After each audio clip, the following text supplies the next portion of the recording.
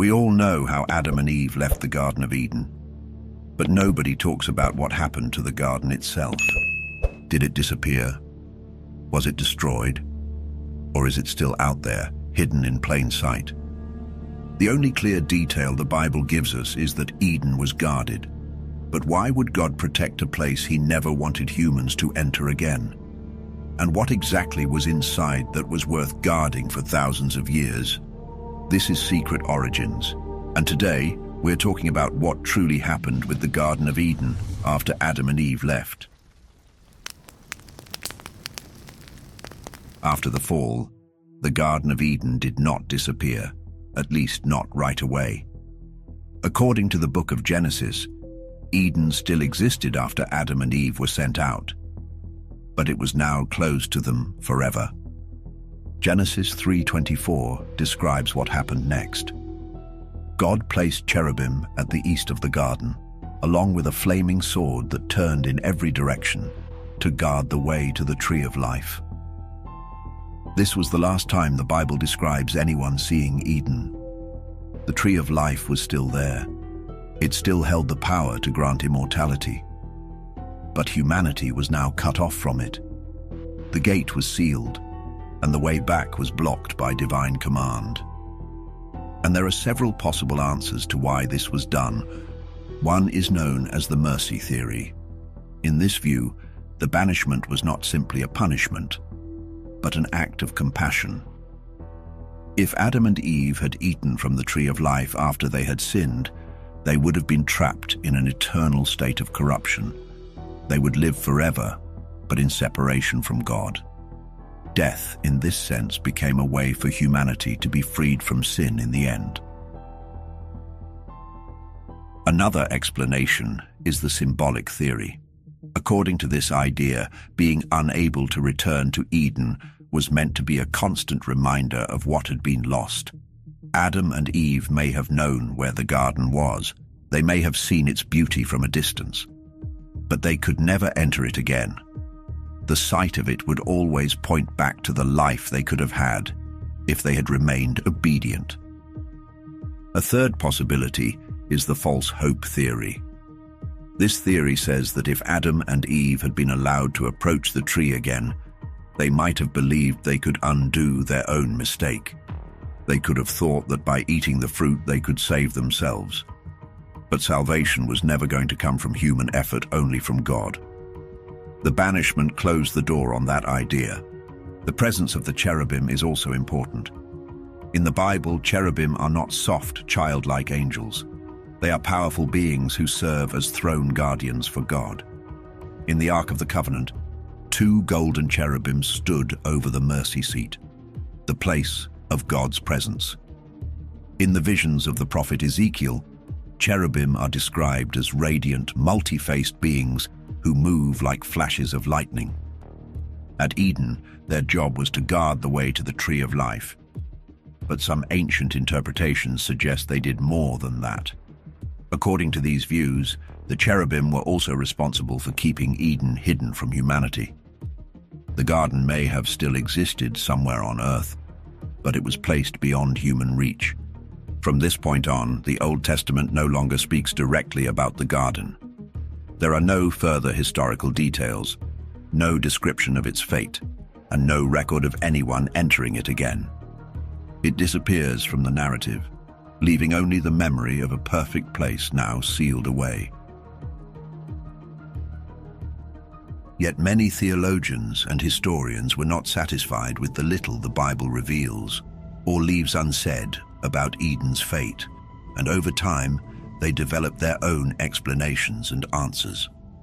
All tried to explain why paradise never shows up again in the story. One of the oldest ideas comes from early Jewish and Christian readers. The Great Flood erased Eden from the earth. The logic is simple. The flood in Genesis is global in scope. Mountains are covered, rivers change course, valleys fill, coastlines shift, and the land is reshaped. If even the high places were underwater, then a garden, no matter how special, could not escape the surge. Supporters point to 2 key reasons. First, the loss of perfection after the fall. Before sin, creation is described as very good. After sin, everything starts to change. In that world, the perfect order of Eden is now out of step. According to this view, when the flood comes, it doesn't just judge human evil. It also wipes away the last untouched remnant of that earlier order. The garden, as it was, no longer fits a corrupted creation. Second, the flood's power to reset geography. Floods move rock, soil, and entire riverbeds. The Garden of Eden is associated with a river that went out of Eden and split into four. After a planet-shaping event, those waterways could be gone or unrecognizable. In other words, even if the land where Eden once stood still exists, its features would be changed beyond recognition. There's also a spiritual reason that makes sense to many believers. If the way to the tree of life was guarded to prevent eternal life in a fallen state, then the final removal of the garden during the flood matches the moral purpose already in place.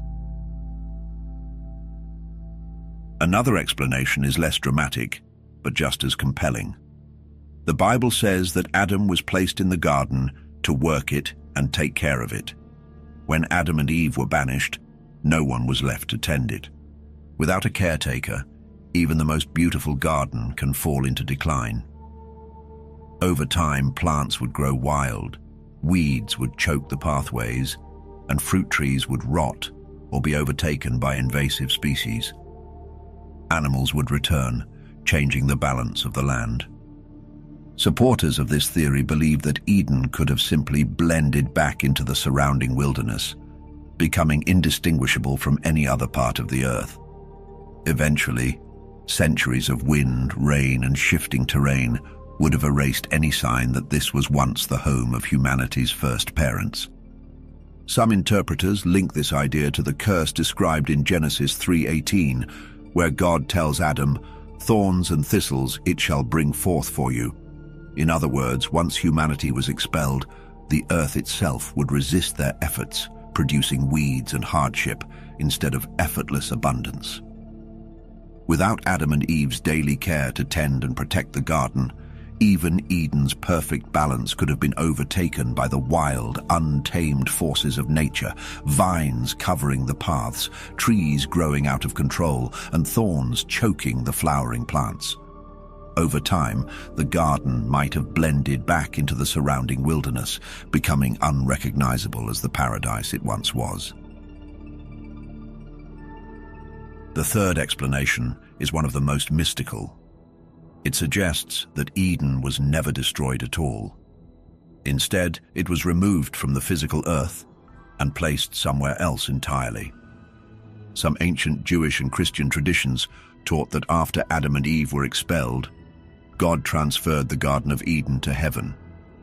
In this view, Eden still exists in perfect condition, but it's now in a dimension that humans cannot access in our current state. Supporters of this theory often point to later passages in the Bible where paradise is described not as something lost forever, but as something that still exists and will be experienced again. For example, when Jesus speaks to the thief on the cross, he says, "Today you will be with me in paradise." This suggests that paradise is a real place, still present somewhere, and accessible to the righteous after death. The Book of Revelation strengthens this idea by describing the Tree of Life as standing in the New Jerusalem, a restored world where God dwells with humanity. If the Tree of Life will one day be available again, then Eden's most sacred elements must have been preserved rather than destroyed. In this way, the relocation theory ties the past and the future together. Eden was humanity's first home, removed from Earth to protect it from corruption. But in the end times, according to this belief, it will return as part of God's restored creation, and the separation between humanity and paradise will finally be over. Although the idea that the Garden of Eden was somehow relocated to a heavenly realm might sound like one of the most far-fetched theories, but it is also the one that seems to have an unexpected ally: modern science. In recent years, concepts from quantum physics and the study of multiple dimensions have offered striking metaphors for what ancient texts describe as a hidden or veiled paradise. While science does not speak about Eden directly, it does explore ideas of parallel realities, worlds that exist in the same space and time as ours, but which we cannot normally perceive.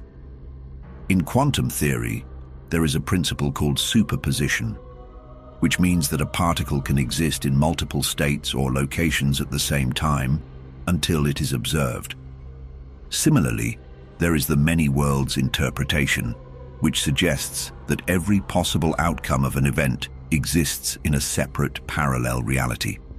If we borrow this as a metaphor, it becomes easier to imagine how Eden could continue to exist, not in some far-off galaxy, but right here, only in a dimension our senses cannot detect. Science offers one possible model for this in the concept of frequency. Just as a radio can only pick up a station when it is tuned to the right wavelength, our human perception might be tuned to the physical world we live in, while Eden could exist at another frequency entirely. In this view, paradise is simply vibrating at a level we cannot reach. This idea also aligns with biblical passages about opened heavens, moments when certain individuals are suddenly able to perceive a reality that is normally hidden. In the book of Ezekiel, for example, the prophet describes the heavens opening and seeing visions of God. Such experiences are rare, but they hint at the possibility that our world and the spiritual world are not as separate as we think. In fact, they may be layered over each other. Some early Christian and Jewish mystics believed Eden occupied a middle realm, neither fully physical nor fully spiritual, which could be entered only by those granted divine permission. In that sense, the cherubim's flaming sword might be less about physically blocking an entrance and more about maintaining a spiritual boundary. And here is where the theory becomes even more fascinating. Across centuries, there have been accounts of individuals from different parts of the world, monks, shamans, mystics, and visionaries, who claim to have glimpsed a perfect, otherworldly garden.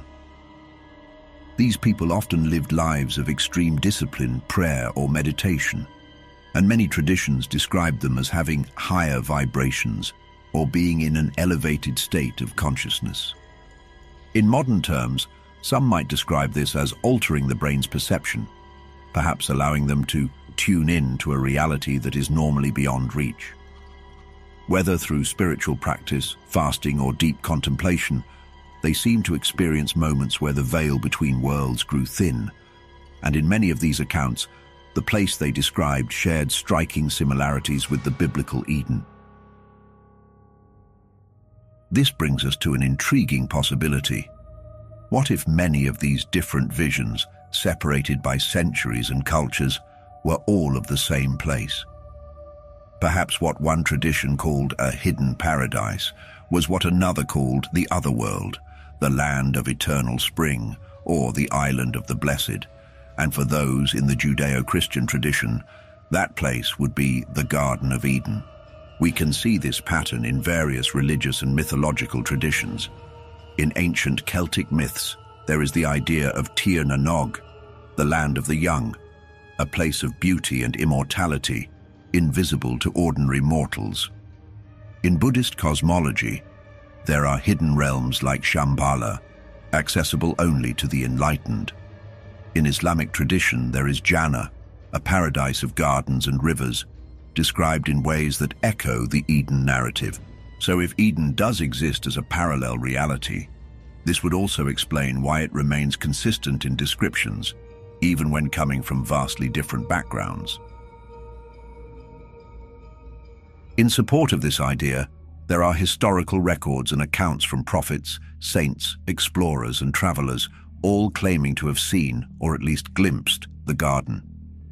One of the earliest comes from the Apocalypse of Baruch, a Jewish text from the 2nd century. In it, the prophet Baruch writes, that he was shown the place where Adam was and the tree that will blossom again in the age to come. He recognizes this as Eden, but Eden was separated from the human world. Baruch doesn't describe walking through its gates.